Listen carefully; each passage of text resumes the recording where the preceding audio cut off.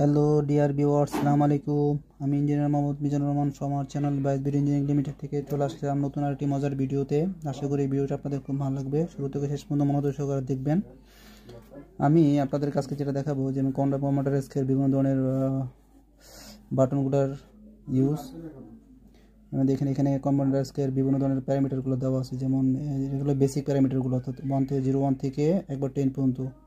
Minimum speed, maximum speed, acceleration, deceleration. দেখেন এখানে drive configure আছে, মোটর রেটেড অ্যাম্পিয়ার আছে, 7 আছে মোটর রেটেড আরপিএম, 8 নম্বর হলো মোটর রেটেড ভোল্টেজ, 9 নম্বর হলো মোটর রেটেড পাওয়ার ফ্যাক্টর এবং মোটর রেটেড অ্যাক্সেস।